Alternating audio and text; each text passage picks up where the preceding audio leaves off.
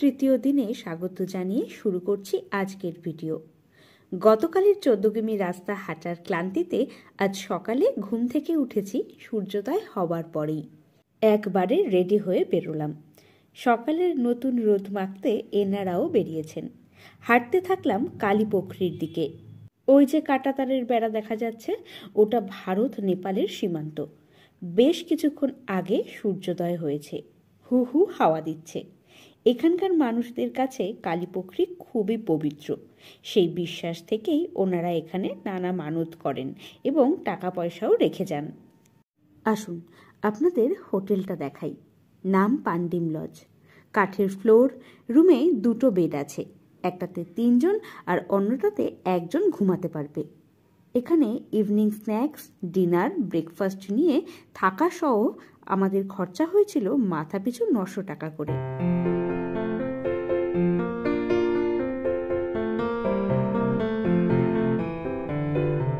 চা ও ডিম টোস্ট দিয়ে ব্রেকফাস্ট সারলাম।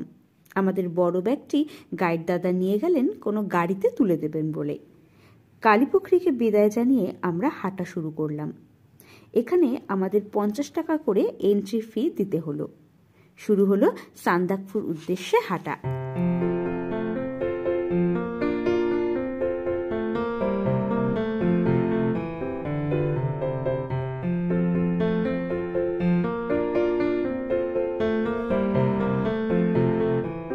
কালীপোখরি থেকে সান্দাকফুর মধ্যে এরকম অসংখ্য ঝোড়া আপনি দেখতে পাবেন। পৌঁছালাম বিখেভঞ্জন। কালীপোখরি থেকে বিখেভঞ্জনের দূরত্ব 2 কিলোমিটার। এখানে চা, কফি, ম্যাগি এই জাতীয় টিফিন পেয়ে যাবেন।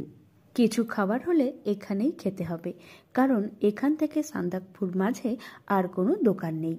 বিখেভঞ্জন থেকে হাঁটা শুরু করলাম সান্দাকফুর উদ্দেশ্যে। এই রাস্তাটা বেশ খাড়া আর অকৃত্রিম সৌন্দর্যে মোড়া। কোথাও কোথাও আমরা রাস্তা ছেড়ে শর্টকাট সিঁড়ি নিয়েছি। বিখেভঞ্জন থেকে সান্দাকফুর দূরত্ব 4 কিলোমিটার। কোথাও কোথাও মেঘেরা এসে ঘিরে ধরেছে আমাদের, আবার কোথাও কোথাও ঝকঝকে রোদ। সান্দাকফুর থেকে 2 কিলোমিটার দূরে রয়েছি এখন আমরা।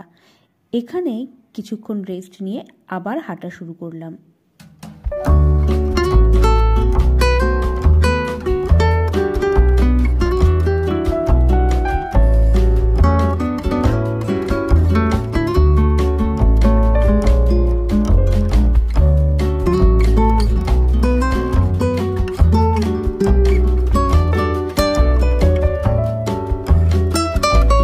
শেষ 2 কিলোমিটার রাস্তা প্রচন্ড খাড়া,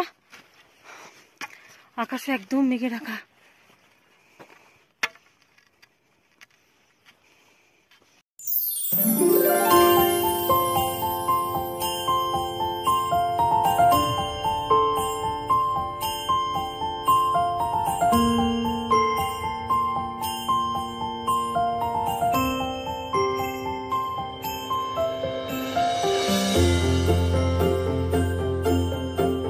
শেষ 1 কিলোমিটার রাস্তায় প্রচুর শর্টকাট নিয়েছি গাইডের কথা মেনে, তবে কম্পারেটিভলি কম খাড়া রাস্তাও আছে।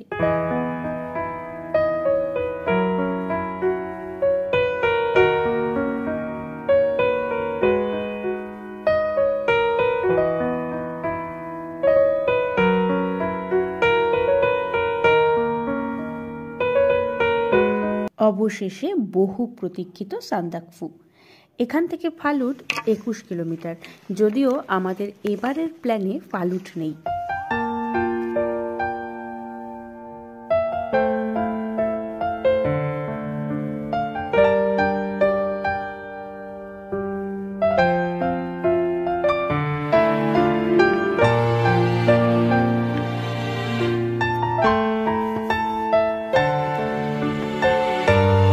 সান্দাকফুর ফেমাস হোটেলগুলো এখানেই। হোটেল সানরাইজ, শেরপা চ্যালেট ও অন্যান্য হোটেলগুলো। যদিও আমরা আলে থাকবো। গাইড দাদা আমাদের যাওয়ার কথা আগে থেকেই জানিয়ে দিয়েছেন, আর পৌঁছে লাঞ্চ করব এটাও বলা আছে। আর আমাদের ব্যাগ অনেক আগেই সেইখানে পৌঁছে গেছে।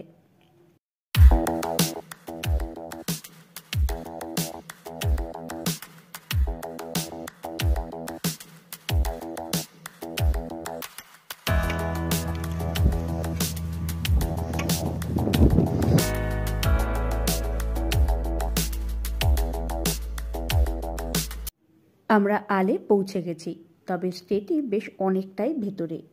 আল থেকে ফালুটের দিকে না গিয়ে বাঁ দিকে ভেতরে ঢুকে আসলাম।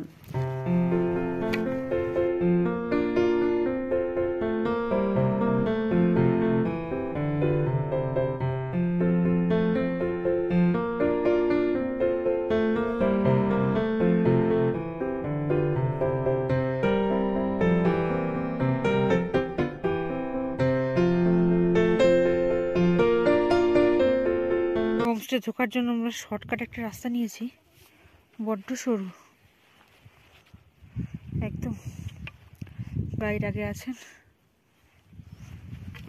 একদম সরু রাস্তা, পাহাড় গালি পাশে খাদ, কিন্তু বড্ড সুন্দর।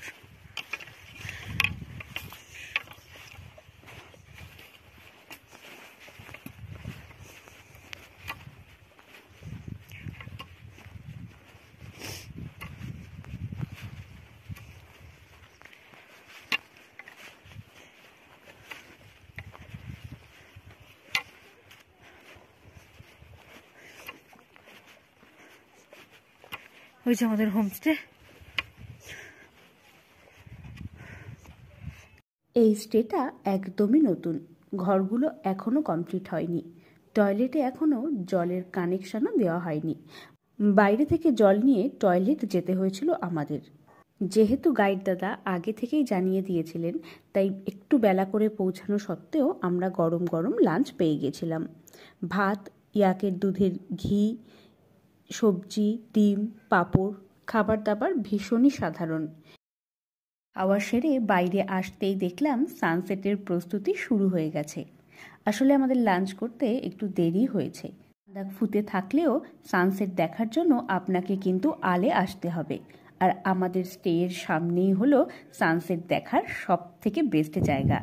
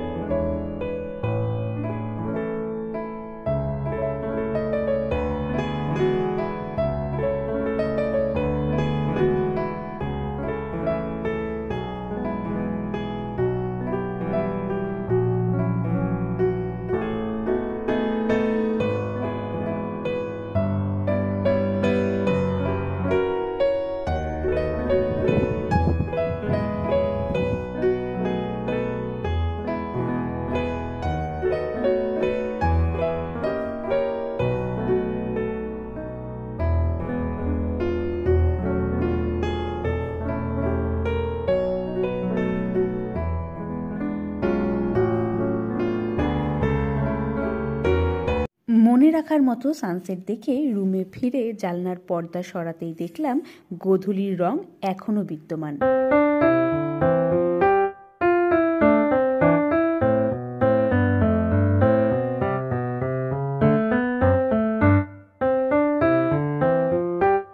সন্ধ্যায় চা আর আলুর পকোড়া খেয়ে ডিনার করে রাতের ঘুম।